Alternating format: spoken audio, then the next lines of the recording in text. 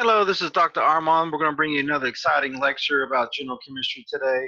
We'll be focusing on what's referred to as Ksp, uh, ion product solubility constant. And so what this is about is, as you learned in earlier general chemistry chapters, is that certain compounds we call insoluble.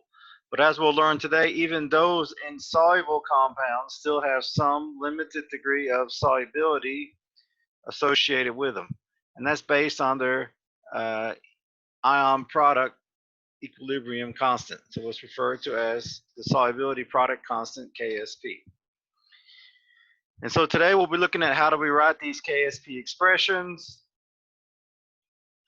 how do we determine the molar solubility of one of these compounds in water, and also what's the effect of having a common ion already in solution in regards to solubilities. So sit back, relax, and enjoy the chemistry show.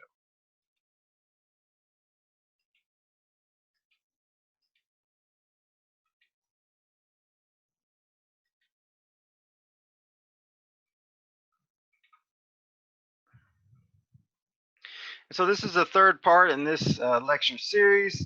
We'll be talking about solubility product constant, Ksp, and doing calculations regarding that concept. And so what is the ion product expression and the solubility product constant? So this is going back to equilibrium. So even some even some insoluble ionic compounds have a limited degree of solubility. So as we see here, we have lead 2 fluoride, which is, as you learned in Gen Chem 1, an insoluble salt, but in fact, some of it does dissociate to form ions.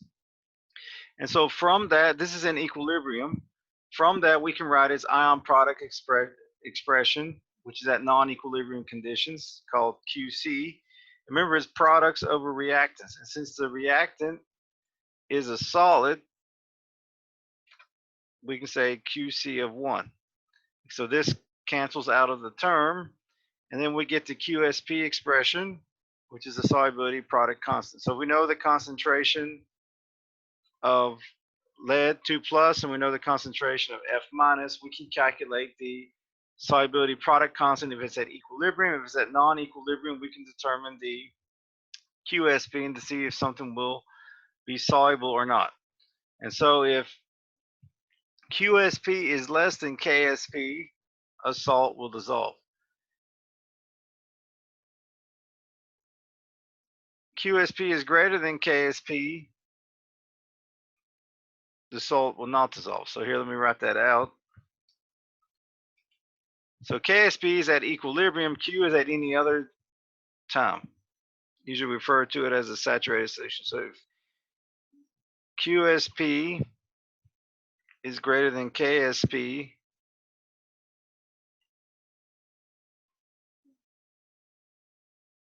will not dissolve. However, if Qsp less than Ksp,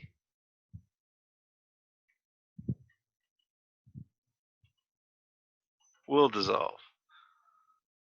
So if you have a concentration of lead 2 plus and a concentration of F minus, if you calculate the Qsp and it's less than Ksp, it will dissolve. And these are for slightly soluble ionic compounds. And so the Qsp is equal to the cation and anion raised to their appropriate superscripts. Now the thing to remember is that to break apart the ionic compound into its respective cations and anions correctly. That's one of the most common mistakes, is when students start breaking apart these ions. For example, they have lead carbonate, they'll break the carbonate up into carbon and oxygen. That doesn't work. So you got to make sure that you break your ionic compound into its correct cation and anion components. Now for metal sulfides, we form the sulfide ion, but this is extremely basic. And since the sulfide is extremely basic, as soon as it's formed, it's going to react with water to form bisulfide, anion, and hydroxide.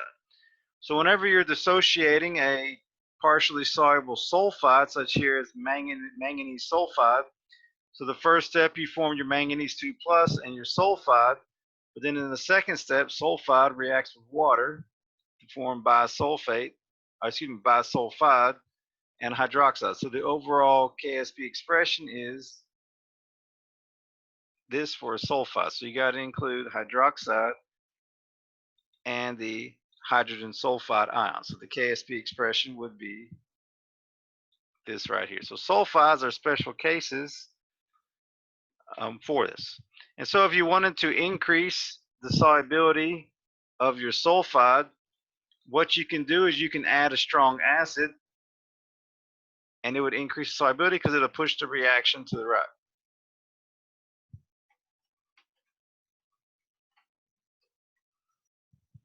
And so if you add a strong acid, you're removing hydroxide. Since hydroxide is decreasing,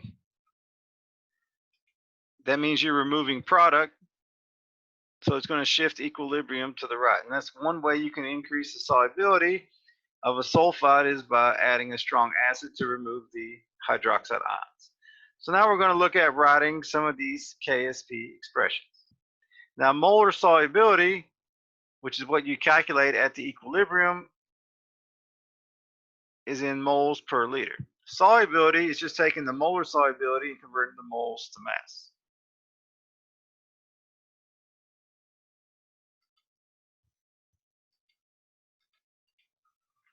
And so this is just showing you a chart of Ksp. And again, Ksp changes with temperature. That's why these are at 25 degrees Celsius. And so we're going to look at, so for example, magnesium carbonate. You see that the Ksp is 3.5 times 10 to the negative 8. And the solubility is 1.9 times 10 to the negative 4. And the way they do that, and we'll show you more of this in a second, is you take magnesium carbonate, which is a solid. You write its equilibrium dissociation. So magnesium plus 2 plus CO3, 2 minus.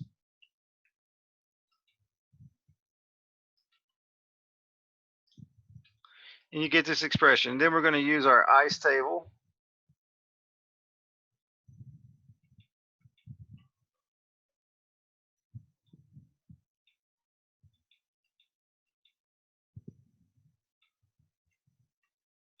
Remember, initially magnesium carbonate's a solid. We can just put 1. This is 0. And this is 0. The change minus x plus x plus x. So at equilibrium,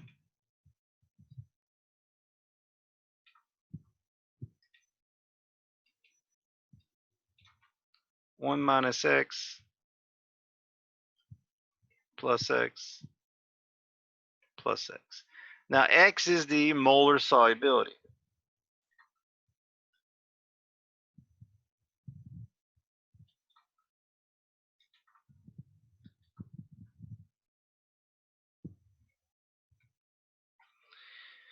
And so now since magnesium carbonate's a solid and 1 minus x is still going to be 1, we can negate this 1 minus x. So you can cross this out. So then we get Ksp equals x squared. And so we can substitute Ksp, 2.5 e to the negative 8 equals x squared.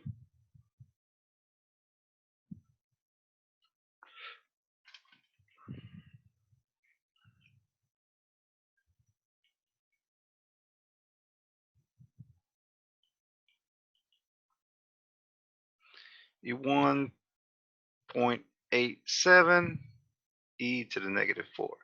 And so again, that's where the molar solubility comes from. It's the solubility in water. So this solubility is in pure water. So in pure water, the solubility of magnesium carbonate is 1.9 times 10 to the negative 4. So as long as your concentration of magnesium carbonate is less than 1.94, it will dissolve. If it's greater than 1.94, it will not. It will form a supersaturated solution. So again, this is in pure water. So again, the way we interpret that is concentration of magnesium carbonate less than 1.9 e to the negative 4 will dissolve. So it forms a unsaturated solution.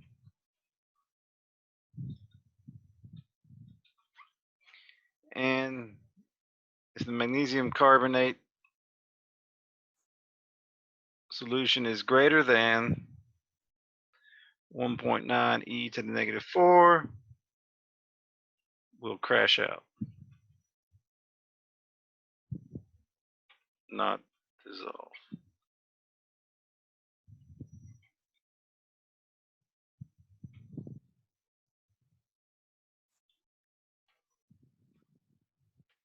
That's how you can interpret the molar solubility. This would be a super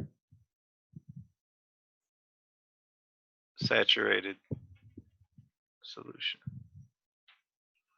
So again, this 1.9 times 10 to the negative 4 is the maximum amount of concentration of magnesium carbonate that you can have that will go into solution in 1 liter of water.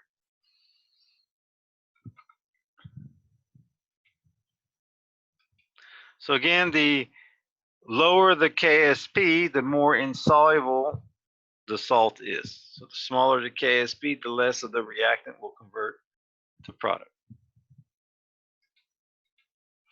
So now let's determine the molar solubility expression for each of the following. So we have lead fluoride. And so again, lead fluoride breaks apart into lead 2 plus 2F minus, and we want to determine the molar solubility. And so you need to have the Ksp of lead 2 fluoride.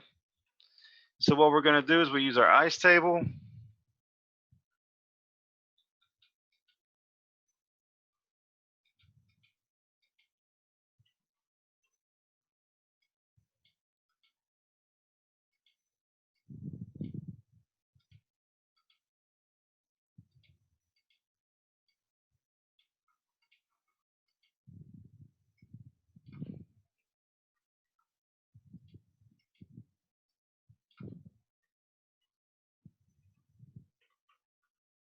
So notice with fluoride it's plus 2x because there's a coefficient of 2 in front of the fluoride.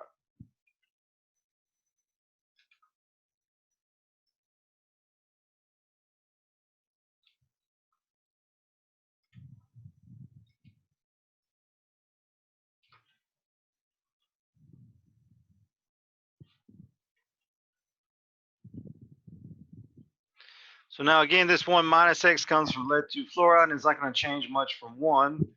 So we can disregard the 1 minus x. So then we get Ksp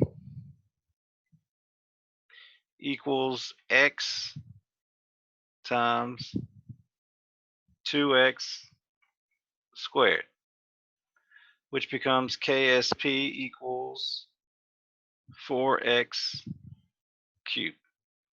And so if you know the Ksp, you can calculate the molar solubility. So X is the molar solubility of lead fluoride.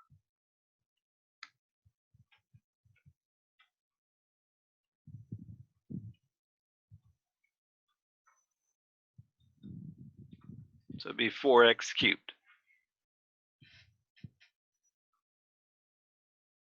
So now with silver sulfide, we want to determine the molar solubility expression for silver sulfide. And so again, silver sulfide, it breaks down into 2Ag plus S2 minus. Now remember that S2 minus is in the second step. S negative 2 plus water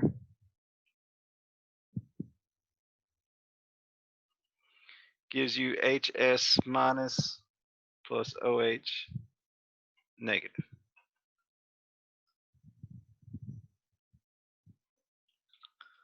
So overall,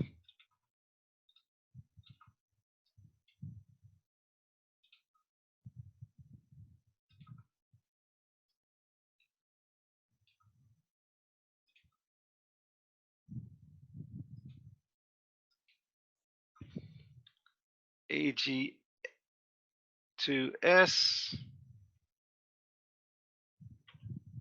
plus H2O liquid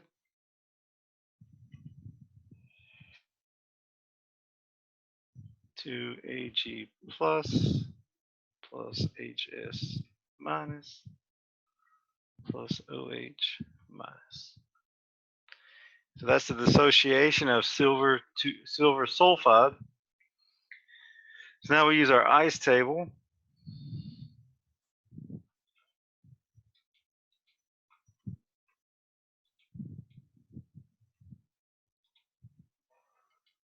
So again, this is 1, 0, 0, 0, change, minus X. Notice silver would be plus 2X, plus X, plus X.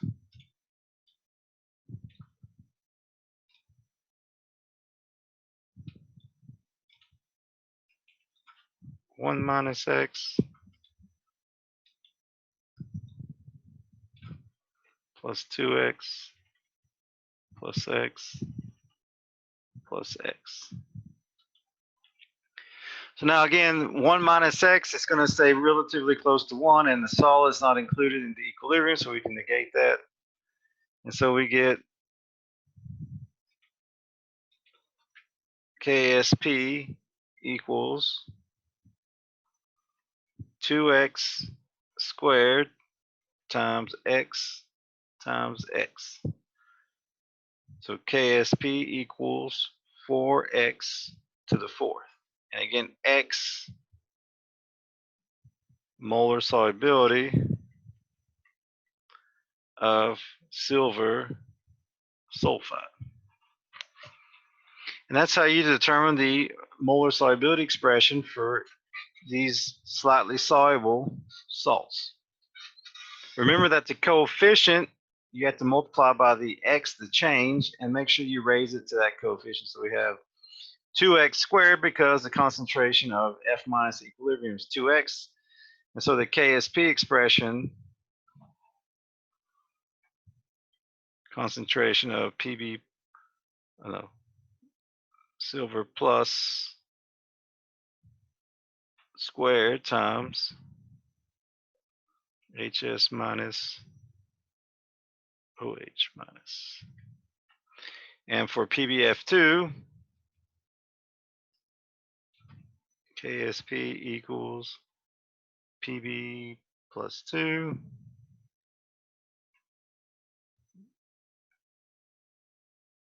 F minus squared. So you got to make sure you square the equilibrium concentration of the F minus and the Ag plus. That's important. Now let's do some calculations. So here we want to determine the Ksp is equal to which expression for silver phosphate. So down below we have the dissociation of silver phosphate. So we want to see what is the molar solubility expression for silver phosphate. So again, since we already have the dissociation set up, we have initial, change, equilibrium. So initially, it's a solid, silver phosphate's a solid. Let me write that there. These are 0,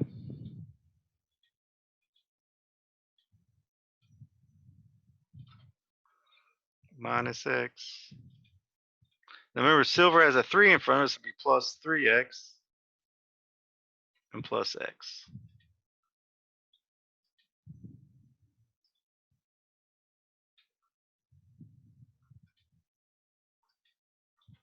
One minus X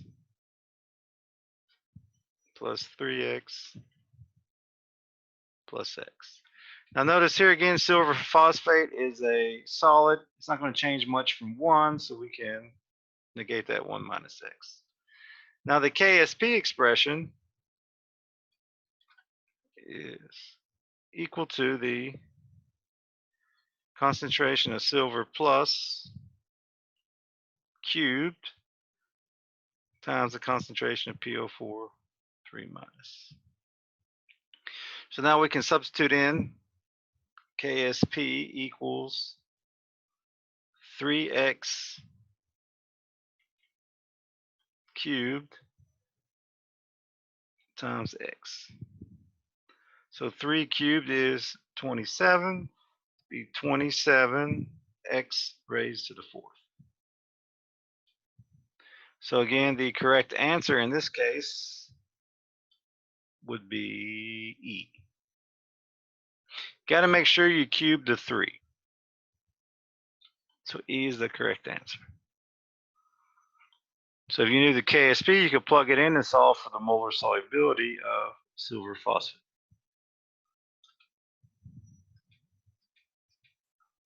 So now we're actually going to look at some numbers. So we want to determine the molar solubility of the following compounds in water. So this is pure water. So for copper 2 hydroxide, again, we need to write the dissociation expression. So we get this. Let's write Ksp. So Ksp equals concentration of copper 2 plus times hydroxide concentration squared. Now we do our ice table.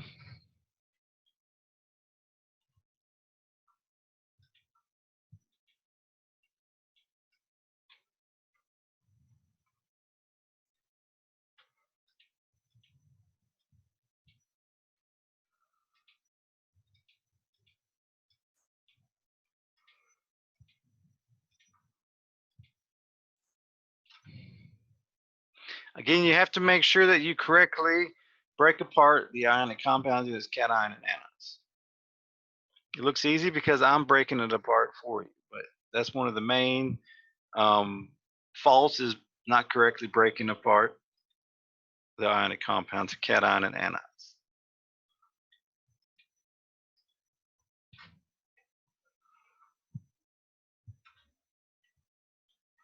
So now again, copper 2 hydroxide is a solid, so we can negate the 1 minus X. It's not going to change much from 1. So we get 2.2 e to the negative 20 equals x times 2x squared. So then we get 2.2 e to the negative 20 equals 4x cubed.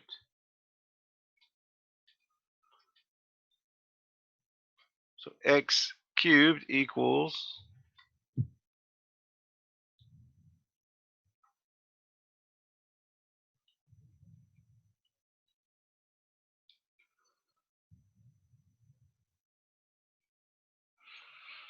5.50 e to the negative 21. Then we solve for x. So if you don't have a cube root, you can just raise that number to the 1/3, and that'll tell you the cube root. So we get x is 1.77 e to the negative 7. And that's the molar solubility of copper 2 hydroxide.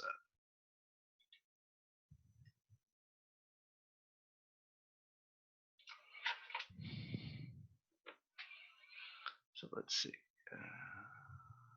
Cubed.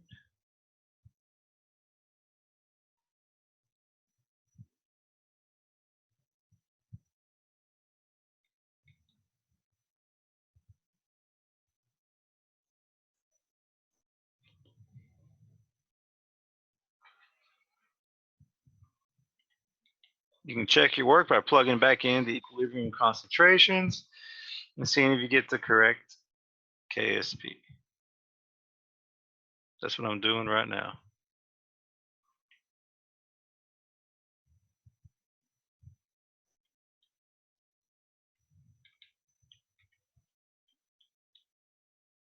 And we do. So that's that one. Now let's look at the second one. We want to know what's the molar solubility of magnesium phosphate in water. It gives us the Ksp.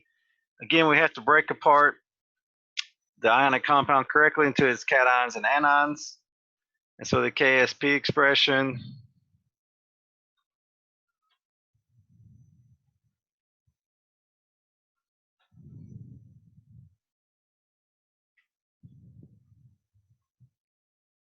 looks like this. So cube the magnesium concentration, square the phosphate concentration. Now we got to set up our ice table.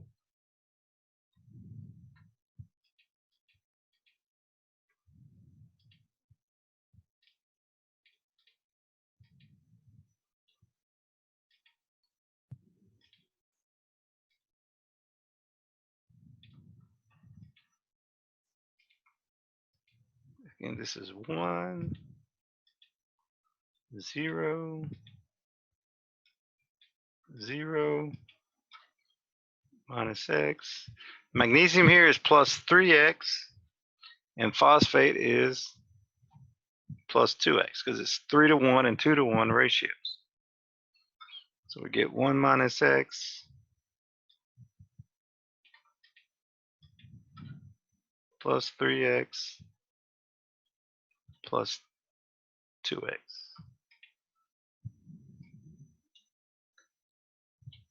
Now we set them into our Ksp expression. 5.2 e to the negative 24 equals 3x cubed times 2x squared. So let's simplify this.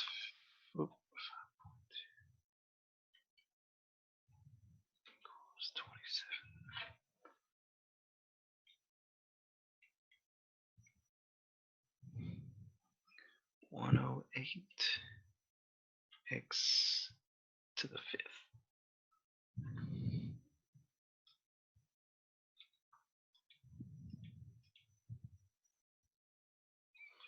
So x to the 5th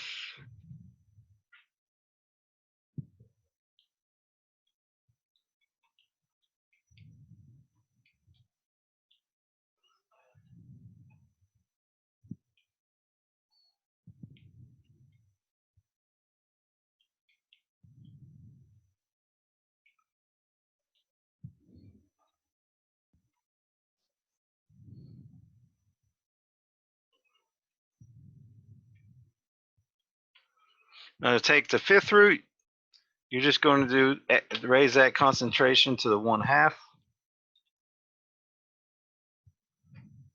So x equals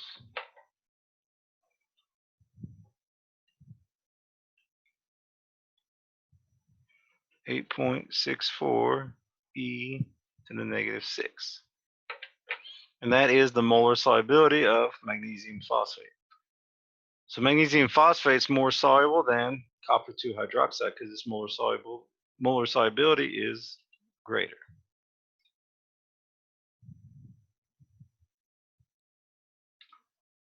And then we can check our work.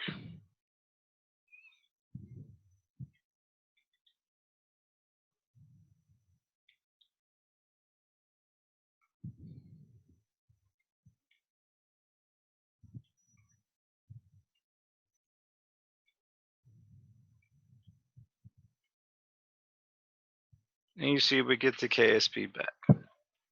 So this is how you calculate the molar solubility in pure water. Again, the larger the X is, or the higher the X is, the more soluble the compound is. So magnesium phosphate is more soluble than copper 2 hydroxide.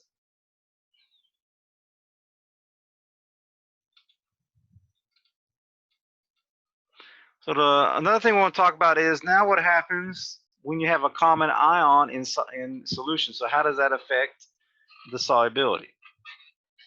So when you're by adding a common ion, you're going to decrease the solubility of a slightly soluble ionic compound. And this goes back to Le Chatelier's principle. So for example, if we're in pure water, then PbCr4 can dissociate to form Pb2 plus and chromate. However, if we're going to add a soluble salt, such as sodium chromate, to a saturated solution of PbCr4, we're increasing a product, so therefore it's going to shift to reactants. Likewise, if you have, which will decrease the solubility, likewise, if you have a solution of, say, lead nitrate, and you want to dissolve lead chromate in solution, since there's already lead in solution, it's going to decrease the solubility. So it's going to shift it back to products. So anytime you have a common ion in solution, you're going to decrease its molar solubility. So whatever the molar solubility was in water, it's going to be less in a common ion solution. And so we're going to look at a few examples of calculating molar solubility when there's a common ion in solution. Again, this goes back to Le Chatelier's principle. You increase the amount of one of the products, it's going to shift to make more reactant, decreasing your solubility. So here we want to know what's the molar solubility of silver chloride in a 1 molar solution of sodium chloride. It gives us the Ksp. So here's our dissociation equation. Ksp equals the concentration of silver plus times the concentration of Cl minus.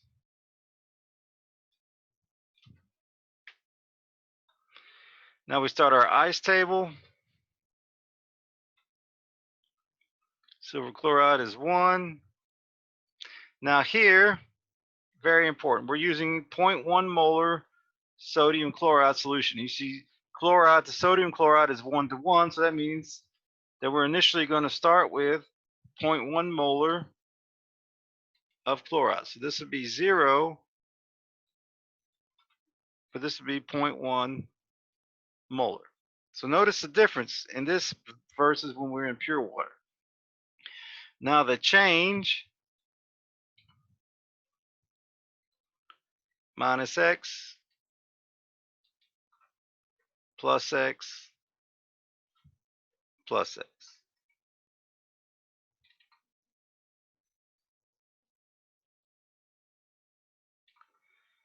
Equilibrium, 1 minus X plus X, 0.1 plus X. And you're thinking, oh no, we're going to have to do quadratic equation. Just hold on a second. So again, since silver chloride is solid, we can negate the 1 minus X. Secondly, since the concentration of chloride is so much greater than the Ksp, Ksp is 10 to the negative 10th, that we can negate this plus X, because not a lot of it's going to dissociate from silver chloride. And this is what you can do for most ionic compounds. When you have a common ion, you can negate that plus X or plus 2X, whatever it is.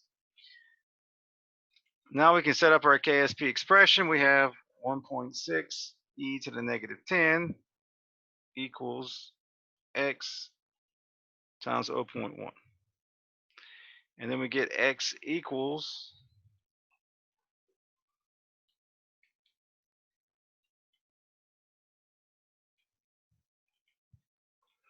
1.6 e to the negative 9. And that's the molar solubility of silver chloride in a 0.1 molar sodium chloride solution. Now in pure water,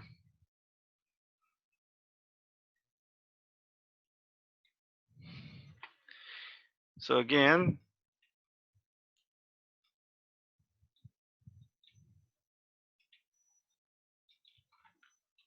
molar solubility in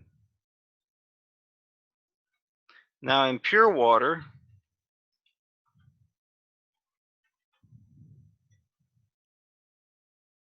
X would have equaled 1.26 e to the negative fifth. So notice again, when we have a common ion, we decrease the solubility. So in pure water, the solubility of silver chloride is 1.26 times 10 to the negative fifth. But in a 0.1 molar solution of sodium chloride, it decreases to 1.6 e to the negative 9. Let's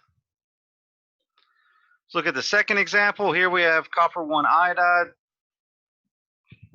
We want to determine the molar solubility of that in a 0.025 molar solution of nickel 2 iodide. So again, notice that the Ksp of copper 1 iodide is less than silver chloride. That means that copper 1 iodide is less soluble than silver chloride. Again, we're going to need our dissociation equation. We need our Ksp expression.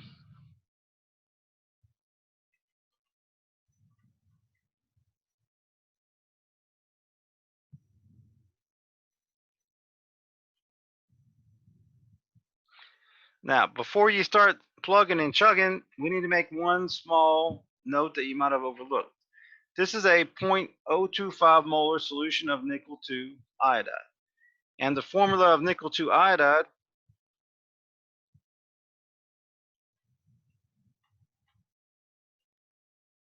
NiI2. So the concentration of iodide is going to be twice the concentration of nickel 2 iodide. So the concentration of iodide, so for every 1 mole of nickel 2 iodide, there's going to be 2 moles of iodide. So it's going to be 2 times 0.0025. Again, because 1 mole of nickel 2 iodide equals 2 moles of I minus. So we have 0.05 molar of iodide. So now we do our ice table. You got to watch out for that. It's a very common thing that's overlooked when doing these problems.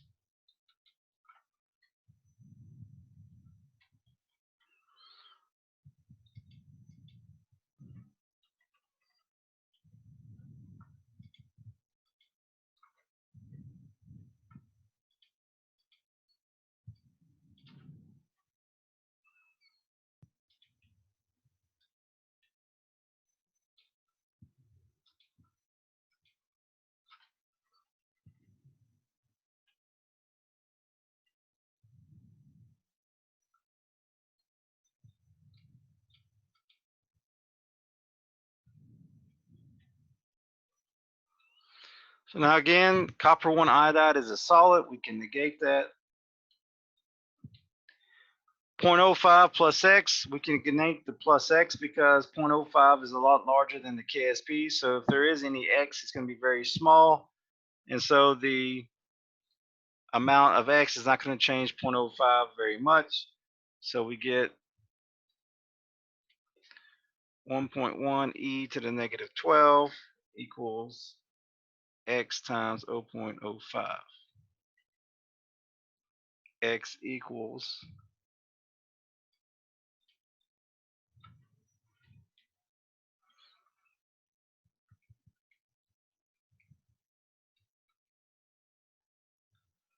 2.2 e to the negative 11.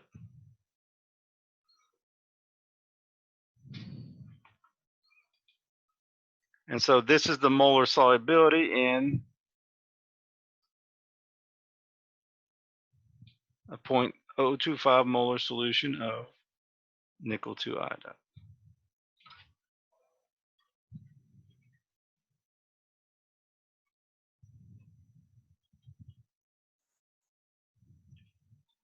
Now in pure water, if you're interested,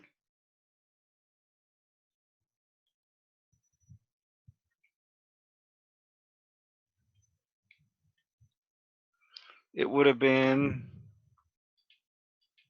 in pure water.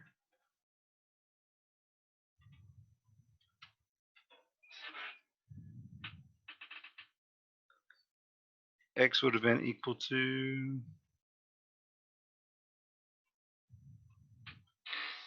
so notice the difference. It decreases, the solubility decreases quite dramatically when you go from pure water to a 0.025 molar solution of nickel iodide. So anytime you have a common ion, it's going to decrease the solubility of your solution.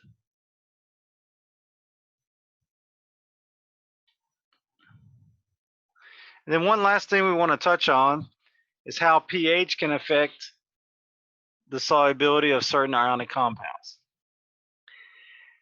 And so pH affects the solubility of those compounds that contain an anion of a weak acid. So when you contain an anion of weak acid like carbonate, fluoride, phosphate, what else? Iodate, iodide, hydrogen sulfide, sulfide. When you add an acid, a strong acid, you're going to increase its solubility. So let's look at it, for example, calcium carbonate. So calcium carbonate dissociates, we get calcium 2 plus and carbonate. So when we add a strong acid, what's going to happen is it's going to react with the carbonate to produce bicarbonate. And so what you're doing is you're decreasing the concentration of carbonate.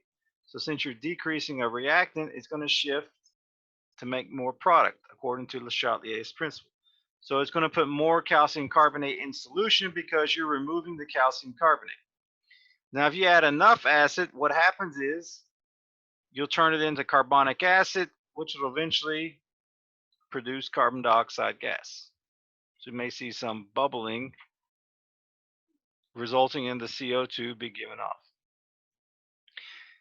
And so that's how a strong acid affects the solubility of those salts that contain anions of weak acids. So those partially soluble salts or slightly soluble ionic compounds that contain anions of weak acid, the addition of a strong acid increases its solubility. Carbonate, iodate, sulfide, what else? Fluoride, anything that's not an anion from a strong acid. It has to be an anion from weak acid and it's slightly soluble ionic compound. So let's look at a few of them and see how HNO3 will affect its solubility. So we have calcium fluoride. So calcium fluoride,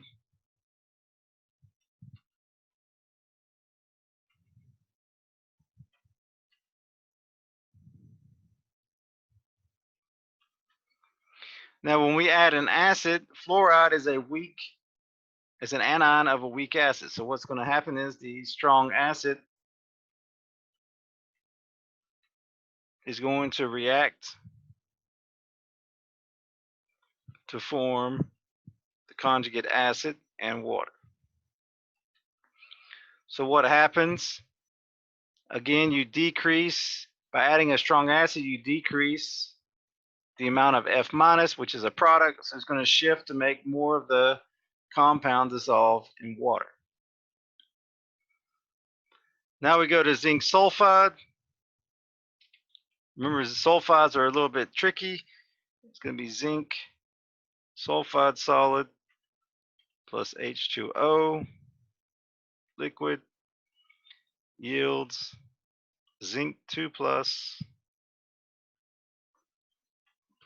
HS minus plus OH minus. So that's the dissociation of zinc sulfide. Now what happens when you add a strong acid? It's going to react with the hydroxide, so OH minus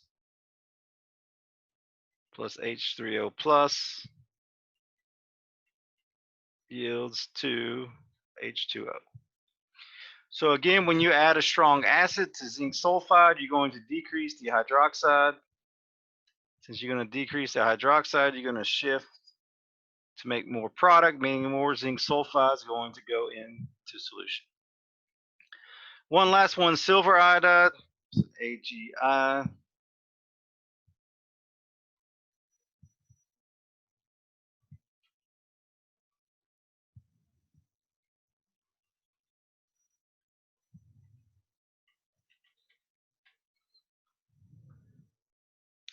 when you add a strong acid,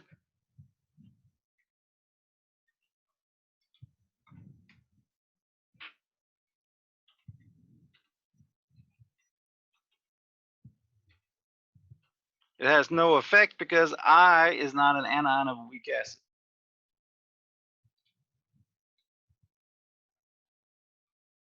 It's the anion of a strong acid.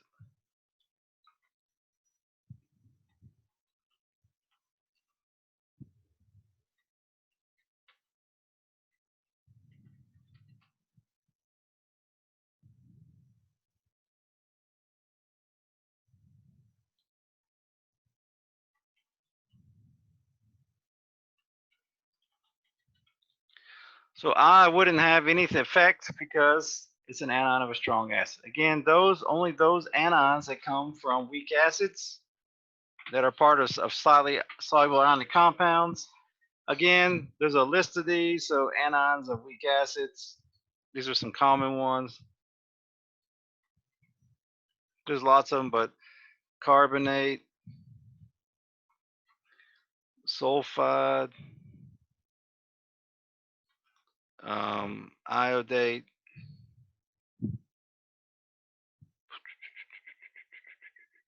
fluoride,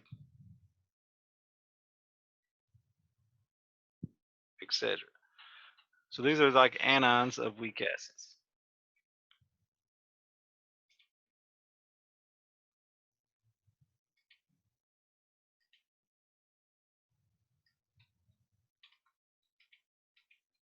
So that concludes today's lecture. I hope you were able to gain something from this lecture. And I always recommend to watch it more than once. So watch it the first time, take notes. Watch it the second or third time, pause it, try to work out the examples, compare your answers to when I worked through it. And if you learned something or you liked the video, make sure you hit the like button. And this concludes the chapter over buffers, titration, and Ksp. And so on that note, Dr. Armand signing off. Until next time. So have a good day.